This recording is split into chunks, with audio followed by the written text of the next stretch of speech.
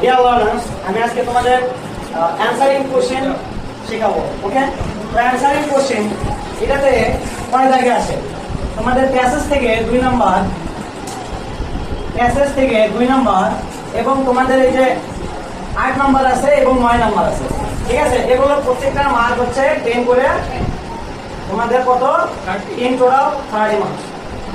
এই যে 30 mark answering question, 90% student এরা কি ভুল টেকনিকে অ্যানসার করে থাকে। যেমন ওই কোশ্চেন দেখে যদি মিল থাকে প্যাসেজ থেকে বের করে ওটা উঠাই দেয়। এটা করো কিনা, ট্রাই করে কিনা? করে, অবশ্যই এটা করে। 99% ইনফরমেশন, 1% একটু সে জানে। এটা জানাটা অনেক জরুরি, কারণ 6-7 এর আগে তোমাদের জানা উচিত ছিল। ঠিক আছে, এটাতে অনেক মার্কস। আমরা করি কি, যেটা লাইন মিলে যায় প্যাসেজ থেকে কি করি, ওটা বের করে আমরা ওখানে কি করে উঠাই দিই। তো আসলে অ্যানসারিং কোশ্চেন লেখার ওইটা হচ্ছে রং নিয়ম, আর এটা হচ্ছে রং টেকনিক। ঠিক আছে, so I will be better than more than technique. Okay, so let me start right now here. সো এখানে দেখো, এই যে ডাব্লিউএস কোশ্চেন, এই যে কোশ্চেনগুলো 2 ধরনের হয়। অর্থাৎ এস নো, আর একটা হচ্ছে এস ডাব্লিউ দিয়ে যেটা হয়। এস ডাব্লিউ দিয়ে তোমাদের বেশি থাকে। ঠিক আছে, ইয়েস নো কোশ্চেনটা তোমরা জানো, কোনটা অক্সিলারি ভার্ব দিয়ে যেটা শুরু হয় ওটা হচ্ছে ইয়েস নো কোশ্চেন। ঠিক আছে, যেমন এই যে ইজ দিস ক্যান, এরকম something like that. Okay, so এখন দেখো এখানে এটার অ্যানসার কিন্তু এভাবে করতে হয়, সাবজেক্ট ভার্ব প্লাস অবজেক্ট, এভাবে করতে হয়, তাই না? এভাবে করতে হয়। বাট শেপটা কিন্তু কি, এই যে ডাবল এস থাকবে, তারপরে এক অক্সিলারি ভার্ব থাকবে, তারপরে সাবজেক্ট, তারপরে ভার্ব, তারপরে এক্সটেনশন বাকি অংশ বা অবজেক্ট। ঠিক আছে, তো দেখো এখানে আমি প্রথমে তোমাদের এই যে এটা দিয়ে পড়াই, হু দিয়ে পড়াই। আর আগে আমি একবার রিভিশন দিয়েছিলাম, আজকে তোমরা ক্লিয়ার হও। ঠিক আছে, এবং খাতায় লেখা লাগলে অবশ্যই লিখে নিবা, খাতায় অবশ্যই নোট করে লিখে নিবা অবশ্যই। ঠিক আছে, তো হু আর তো আমরা জানি কে, এগুলো মানে আমরা সবাই জানি, তাই না? তো এখন দেখো এখানে সাপোজ আসছে, who is our English teacher at, তোমাদের স্কুলের নাম দিলাম। ঠিক আছে, অ্যাট হচ্ছে সানমুন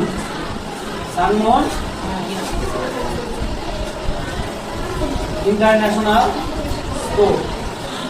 ওকে, তাহলে এইখানে দেখো যদি হু দিয়ে শুরু হয় তাহলে তোমাদের কাজ হবে কি, হু দিয়ে কিন্তু প্রশ্ন আসবে, প্যাসেজ থেকে আসবে কিন্তু।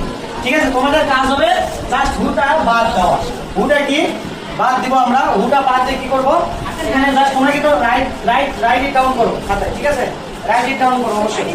তাহলে এখানে দেখো তোমাদের এই হুর জায়গাতে তোমরা জানো তো ইংলিশ টিচারকে আইয়ুব আলী, ধরো এখানে আইয়ুব আলী, তাই না? আইয়ুব আলী ইজ, এই যে বাকি অংশটুকু যা আছে সব তুলে দিবা। ঠিক আছে, English teacher at Sunmoon school, something like that. আরেকটা যদি আমি এখানে দেই যে হু ইজ আওয়ার এই যে ন্যাশনাল, এগুলো কিন্তু তোমাদের ইয়েতে থাকবে। ঠিক আছে, তোমাদের কোথায় থাকবে, প্যাসেজে থাকবে। বুঝতে পেরেছো আমার কথা? তো এখানে দেখো, তাহলে তুমি অ্যানসার কি দিবা, কাজী নজরুল, তাই না? Kazi Nazrul is our national, কোথায় নেবা পয়েন্ট। ঠিক আছে, তো ফুল স্টপ দিয়ে দেবেন, তাই না? এই যে সাবজেক্টের পরে ভার্ব, তারপরে এক্সটেনশন বসে, এই যে এই নিয়মে অ্যানসার হয়ে গেছে। সো হু দিয়ে যত প্রকার অ্যানসার আসবে এখন থেকে তোমরা ওই যে অ্যানসারের সঙ্গে মিল রেখে ওয়ার্ড থেকে উঠাই দিবা কি না, এই টেকনিক ফলো করবা। অবশ্যই রাইট ওয়েতে তোমরা অ্যানসার করবা। ঠিক আছে, তাহলে হুল পড়ে গেল। এখন এই যে দেখো এখান থেকে শুরু করি, হয় এখানে যদি হয় একটা, এখানে সময় ইউজ করবা, কি সময় ইউজ করবা, হয় এখানে একটা স্থান ইউজ করবা। কেমনে কি দেখো আমি বুঝাই দেই। হয় তো কারণ, একটা কারণ তোমরা বলে দিবা। এখানে হাউ অর্থ হচ্ছে কিভাবে, তাই না? কিভাবে, তাই না?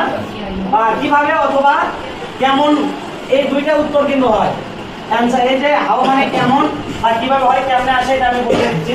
আর তারপরে এগুলো আসে, এই 9টাই মোট ডাবল এক্স ওয়ার্ড। তো তোমরা এটা বুঝতে পেরেছো নাকি সবাই? Okay, thank you. So write it down করছো তো, তাই তো? Yeah. Because I feel answering কোশ্চেনটা আমি খুব সুন্দর করে বুঝাই দিব এবং আজকে একটা প্যাসেজ থেকে তোমাদের পড়াই দেব। ঠিক আছে, একটা প্যাসেজ, যে কোনো একটা প্যাসেজ বের করে ওখান থেকে প্র্যাকটিস করাই দেব তোমাদের। বুঝতে পেরেছো? তো সবাই বুঝতে পেরেছো? ওকে, so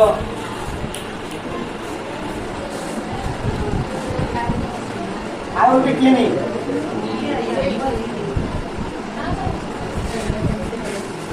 I will be cleaning here.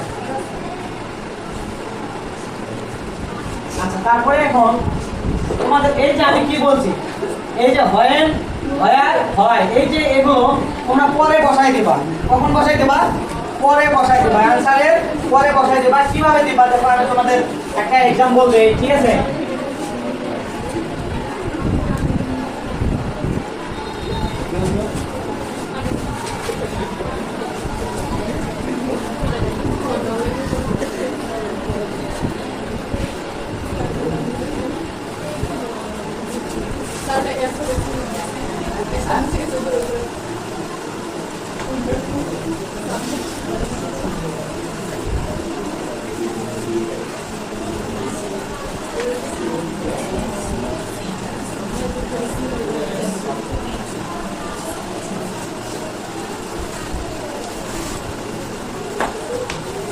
এখানে বলছে যে এখানে কি বলছে, where is the ancient place Mahasthangarh situated. তাহলে মহাস্থানগড় কোথায় সিচুয়েটেড?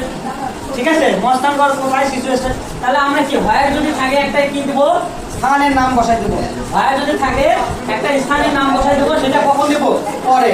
তো এর মধ্যে আমি একটা কথা বলে নেই তোমাদের, listen to me very carefully. একটা কথা বলে নেই, ইংলিশের বেসিকটা কি আসলে?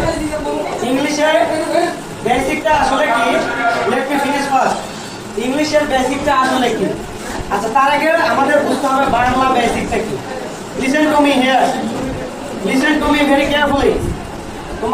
তোমরা কেউ জিজ্ঞেস করো আমাকে, স্যার আমরা ইংলিশের বেসিকে দুর্বল। তার আগে আমি প্রশ্ন করবো বা তোমাদের বলতে পারি যে আসলে বাংলার বেসিকটা কি। আমরা আগে কি প্রথমে কি আগে আমরা কি শিখেছিলাম কি টেন্স দিয়ে, যেমন খেয়েছিলাম, গিয়েছিলাম, করেছিলাম। ঠিক আছে, এইভাবে কি শিখেছিলাম নাকি এমন ভাবে শিখেছিলাম যে আমরা প্রথমে কারো এগুলো দিয়ে দিয়ে আমরা বাংলা ভাষা শিখেছিলাম, নাকি আমরা প্রথমে যখন বাচ্চা অবস্থায় ছিলাম আগে শুনছিলাম, এরপর আফটার দ্যাট শোনার পরে আমরা বলছিলাম, এরপর বয়সে আমরা যখন হই স্কুলে তখন আমরা কি এই যে এরকম রসই ভাবে শিখে এরপরে আমরা কি বাংলা ভাষা লিখতে শিখছি। তো সেইভাবে বাংলার যেরকম বেসিক, ইংরেজিতেও ওইরকম বেসিক। তো সেটার জন্য আমি তোমাদের হেল্প করবো যদি আমি এখানে থাকি। বুঝতে পেরেছো আমার কথা? সো এখন হচ্ছে এই যে এখন এরপরে বলছে যে এই যে অক্সিলারি ভার্ব, যদি এগুলোর পরে অক্সিলারি ভার্ব থাকে সেক্ষেত্রে কিভাবে অ্যান্সার করবো? আর যদি বলে এগুলোর পরে যে স্যার এগুলোর পরে এমন আছে যে ধরেন হচ্ছে ডু, এখানে লিখি আমি ডু অথবা ডাস অথবা ডিড, এগুলো যদি বসে তাহলে কিভাবে অ্যান্সারগুলোর উত্তর দেবো? তার মানে এখানে যদি এই যে হোয়ার থাকে তোমরা স্থান বসাবা শেষে। ঠিক আছে, তো প্রথমে তোমরা আগে কি করবা, এটা তো তোমরা বাদ দিবাই। বুঝতে পেরেছো? এটা তো তোমরা বাদ দিবাই। ঠিক আছে, ভুলটা কি দিয়েছে? আচ্ছা, এটা পরে এটা ফিনিশ করে দিব। ঠিক আছে।